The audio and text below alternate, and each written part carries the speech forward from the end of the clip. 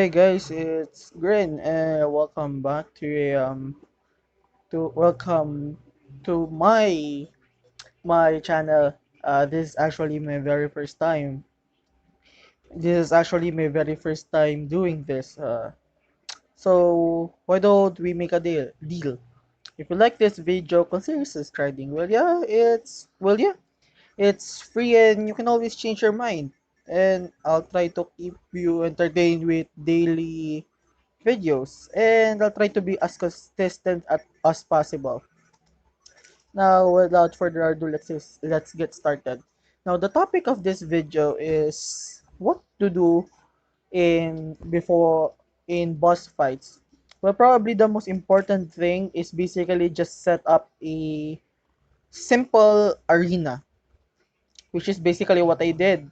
I just made a sky arena. I just took ropes and rope upwards, then made a really long platform, two platforms, so that I can easily move up and down to dodge the boss, and then a solid block, which can be literally anything, so that I don't accidentally fall down.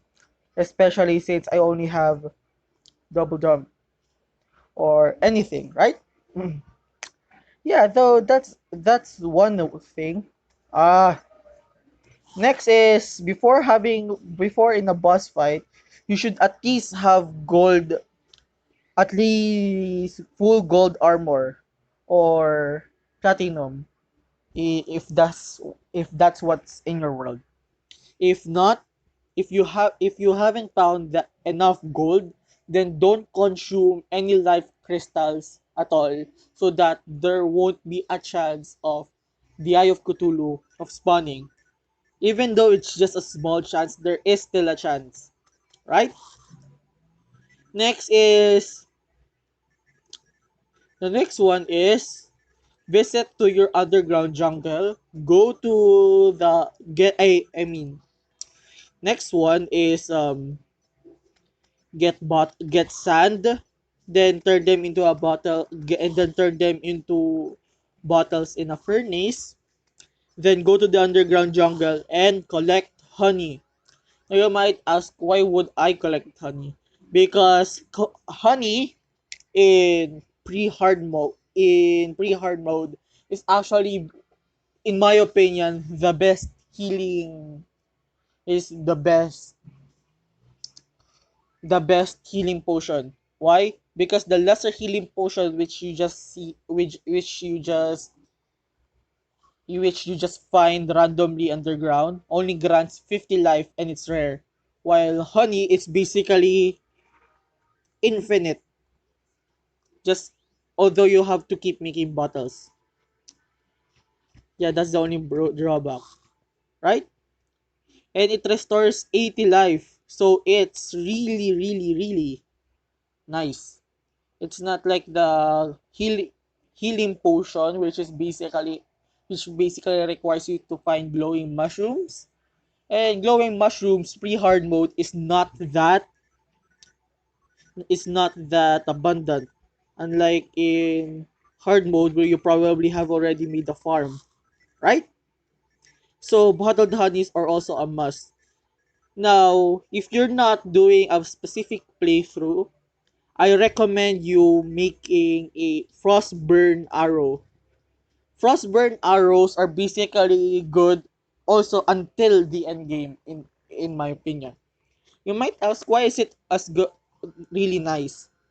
Well, frostburn arrows, oops, are basically does more damage than flaming arrows. It does 9 damage, and very few mobs are immune to it. In order to make frostburn arrows, you basically just make ice torches.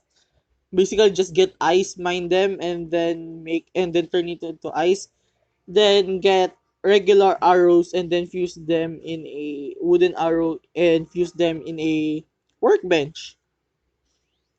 And and last but definitely not the least, before fighting bosses, is basically this this iron skin potion. No matter no matter no matter which part of the game or stage you are on, iron skin potions will always be helpful. 8 defense, you might say it's not that much, but 8 defense is huge.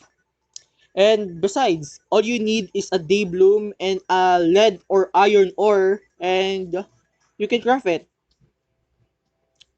And then place water in a bottle, right? It's that simple. So why don't you make it, right?